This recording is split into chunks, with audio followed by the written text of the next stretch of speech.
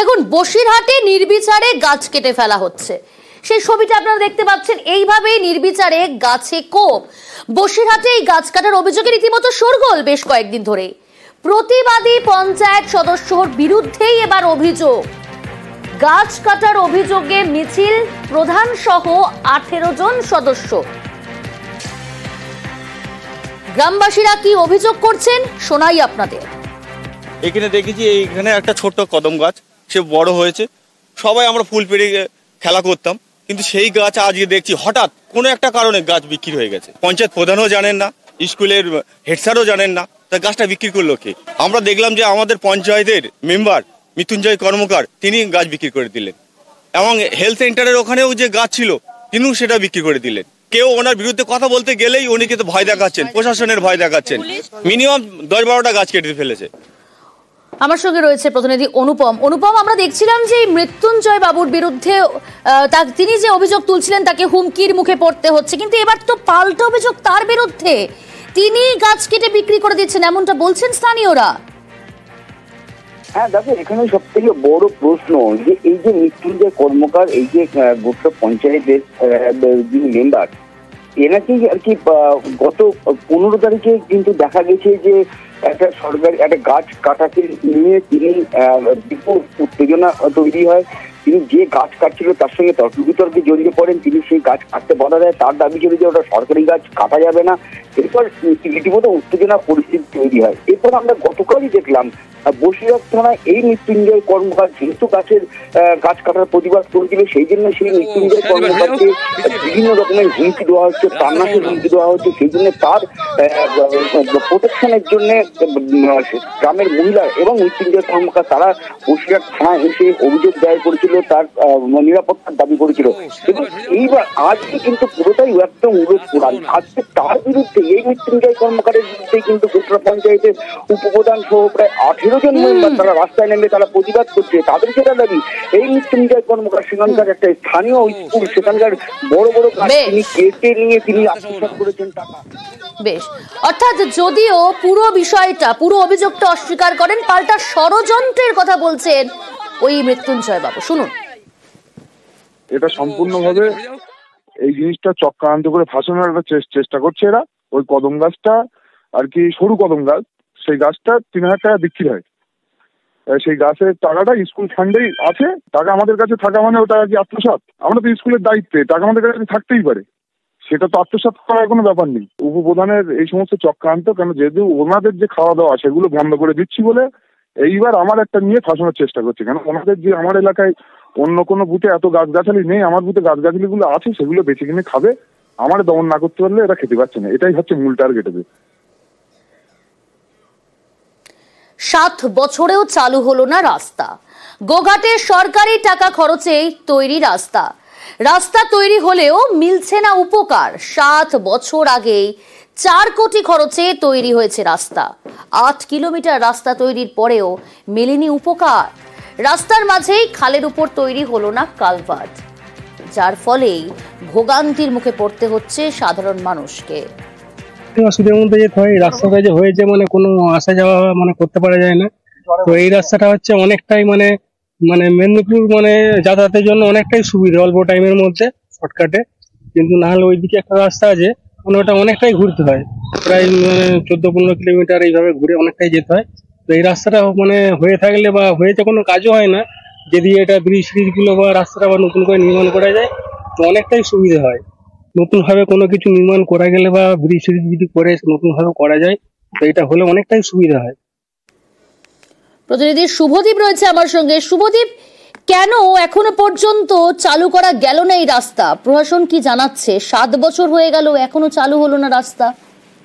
দেখো, এই রাস্তাটি প্রথমে বলে রাখি অত্যন্ত গুরুত্বপূর্ণ একটি রাস্তা, কারণ গোঘাটের সাওড়া থেকে কোটা পর্যন্ত 8.5 কিলোমিটার রাস্তা। এটা হুগলির সঙ্গে পশ্চিম মেদিনীপুরের যোগাযোগ স্থাপন করে।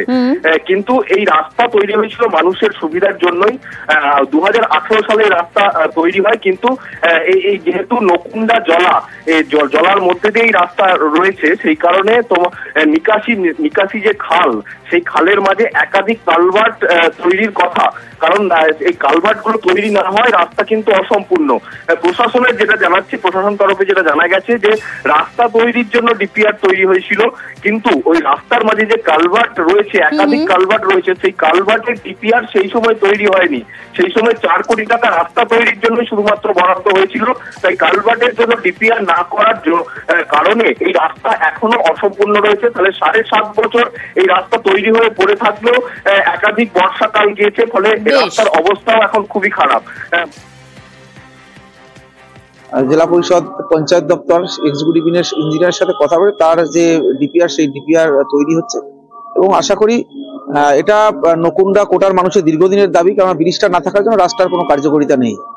তো এটা যদি আমরা করে দিতে পারি তাহলে এই এলাকার মানুষের জীবন আরো গতিময় হবে।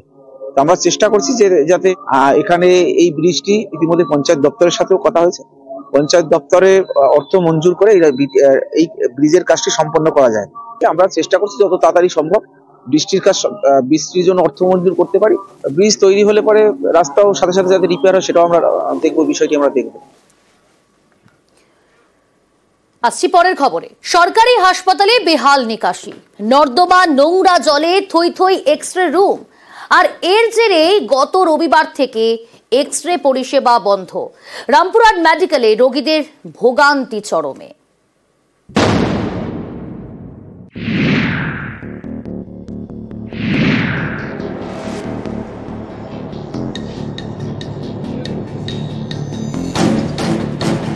এটা সরকারি হাসপাতাল, ড্রেনের জলে থই থই করছে এক্স-রে রুম, তাই পরিষেবা বন্ধ।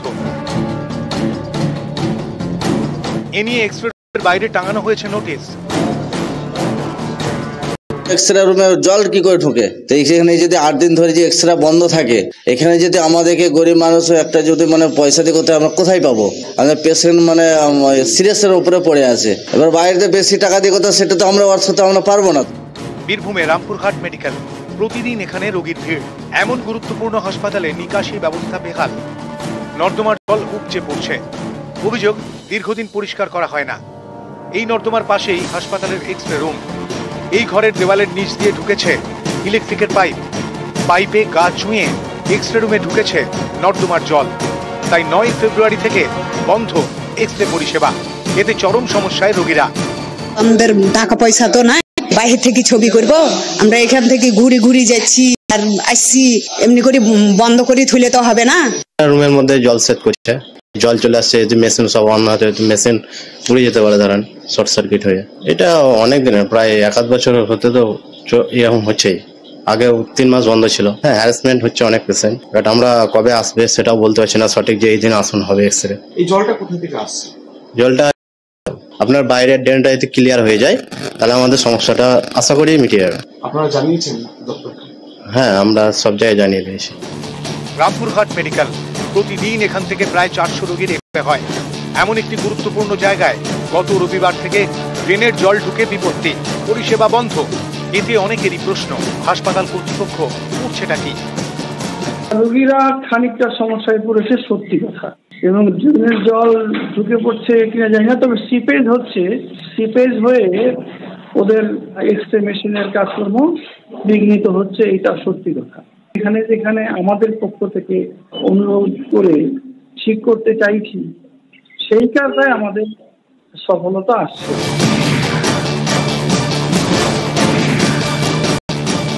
ওই যে রুমটা, সেই রুমটা যদি শিফট করার ব্যবস্থা হয়, কারণ ওটা এত লো ল্যান্ড যে ওখানে জলটা জমে যাচ্ছে, আর নর্দমাটা অপরিষ্কার থাকার জন্যই জলটা জমে যাচ্ছে। একটা পার্মানেন্ট সলিউশনের জন্য চেষ্টা করছি। নর্দমার জলটা যাতে পাস হয় সেই ব্যাপারে টিআরডিএ উদ্যোগ নিয়েছে এবং প্রশাসনকেও বলা হয়েছে এই বিষয়টা দেখা। রামপুরহাট থেকে অক্ষয় ধীবর, নিউজ 18 বাংলা। জলপাইগুড়ির ধূপগুড়ি থানা, আর এই থানা এখন অনেকেরই মন কাটছে। কেন জানেন? থানা চত্বরে বড় বড় বেশ কয়েকটি গাছ, আর এই গাছে গাছেই টিয়াদের খুনসুটি। তাদের থাকার জন্য গাছে রাখা হয়েছে হাড়ি, সবুজ রঙের হাড়ি। আর পাখির সংখ্যা বাড়াতেই উদ্যোগ নিয়েছে পুলিশ।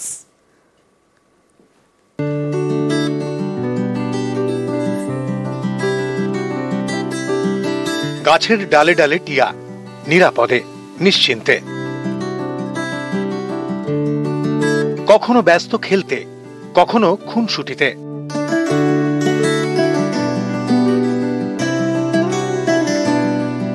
জলপাইগুড়ির ধূপগুড়ি থানা, এই থানা চত্বরে একের পর এক বড় বড় গাছ, ফুলের বাগান, এই সব বড় বড় গাছে বসানো হাঁড়ি, সবুজ রং করা, হাঁড়ির গায়ে ছোট্ট গর্ত যাতে পাখি থাকতে পারে।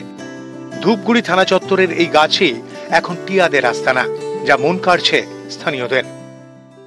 এখন টিয়া পাখি তো সচরাচর দেখা যায় না, এবার ধূপগুড়ি থানার উদ্যোগে যেহেতু টিয়া পাখি ওখানে সংরক্ষণ এবং প্রজনন হচ্ছে ওখানে, এটা ভালো উদ্যোগ এবং আমরা চেষ্টা করব আরও যাতে সারা ধূপগুড়িবাসী বা আমাদের আশপাশের যারা আছে সবাই যেন নিজেদের চারপাশে এই টিয়া পাখিদের প্রজনন এবং সংরক্ষণের জন্য ব্যবস্থা গ্রহণ করে।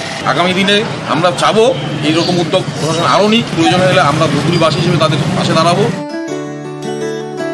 জলপাইগুড়ি শহরে কমছে টিয়া পাখির সংখ্যা। পরিবেশ প্রেমীদের দাবি, তাদের কোথাও দেখা গেলে অনেকে উৎপাত শুরু করেন, টিয়া ধরে বিক্রি করে দেন। সেখানে ধূপগুড়ি থানা চত্বর একেবারে নিরাপদ, এখানেই ডিম ফুটে বাচ্চা হয়, বেড়ে ওঠে টিয়া।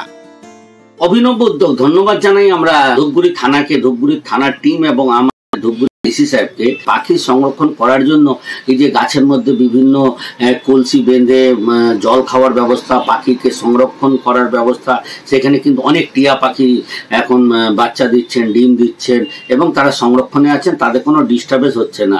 এই উদ্যোগটাকে আমরা মনে করি বিভিন্ন জায়গায় নেওয়া উচিত, বিভিন্ন থানাতে নেওয়া উচিত, বিভিন্ন জঙ্গল এরিয়াতে নেওয়া উচিত। একসময় ধূপগুড়ি থানার আইসি ছিলেন সুজয় তুঙ্গা, তিনি প্রথম উদ্যোগ নেন, গাছে গাছে হাঁড়ি বসান যাতে পাখির দল বসে। পাখি সংরক্ষণের জন্য নেওয়া সেই উদ্যোগ এখনো চলছে। এটা তো আগে থেকে, এটা তুঙ্গা যখন ছিল তুঙ্গার থেকে শুরু হয়েছে, আমরা সেটাকে চালু করে রেখেছি, আমরা সেটা লোকজন মানে আমরা নজর রাখছি আর কি। এটা আগের যে আইসি সাহেব ছিল তখনই শুরু করে গেছে, চেষ্টা করছি ধরে রাখার। জলপাইগুড়ি থেকে রকি চৌধুরী, নিউজ 18 বাংলা।